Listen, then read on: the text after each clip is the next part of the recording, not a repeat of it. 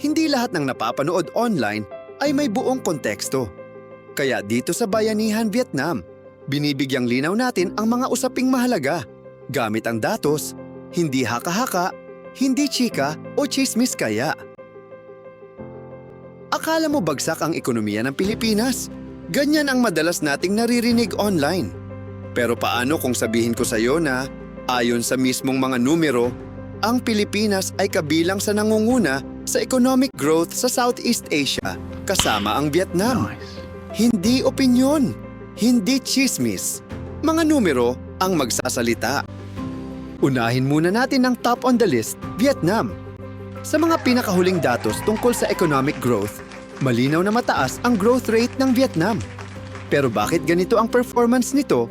Una, malakas ang manufacturing sector ng Vietnam, electronics, garments, at export-driven industries na tuloy-tuloy ang demand.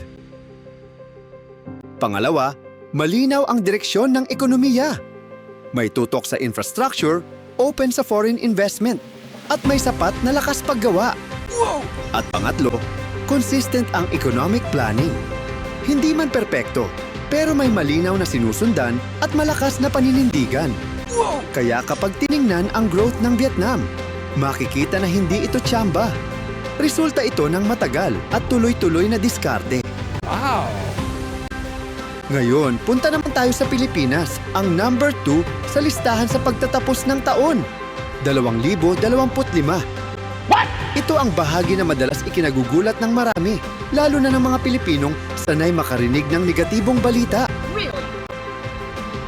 Sa kabila ng pessimism online, mataas pa din ang economic growth ng Pilipinas, ayon sa pinakahuling mga datos. Bakit ganito ang nangyayari? Una, malakas ang domestic consumption, ibig sabihin, gumagalaw ang ekonomiya dahil sa mismong paggastos ng mga Pilipino.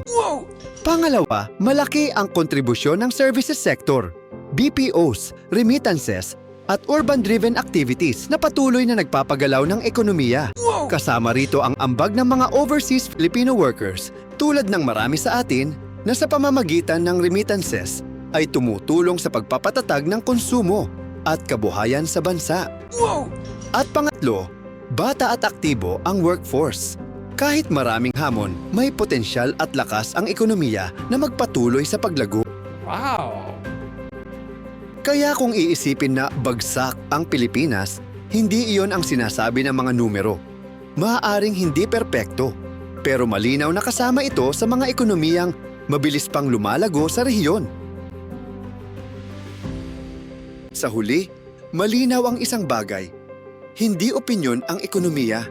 Mga numero ang basehan nito. Makikita natin na ang Vietnam at Pilipinas ay kabilang sa mga bansang may malakas at tuloy-tuloy na economic growth sa Southeast Asia. Iba-iba man ang pinanggagalingan ng bawat bansa, malinaw na hindi fair na i-judge ang ekonomiya base lang sa pakiramdam o balita. Para sa mga Pilipino, paalala ito na may potensyal at lakas pa rin ang ating ekonomiya. At para sa mga nasa Vietnam, patunay ito na may malinaw na direksyon ang paglago ng bansang ito. Kaya sa susunod na makarinig ka ng salitang bagsak, bumalik tayo sa datos dahil doon nagsisimula ang totoong usapan. Yun lang muna sa ngayon, mga kabayanihan, para mas maintindihan ang latest trends. Datos pa rin, hindi haka-haka, hindi chika, o chismis kaya. Well, I hope you enjoyed this video. So palike na rin lang, share, comment, and subscribe. This has been your Teacher Jay. Hanggang sa mga susunod na videos. Kapit ka! Bayanihan!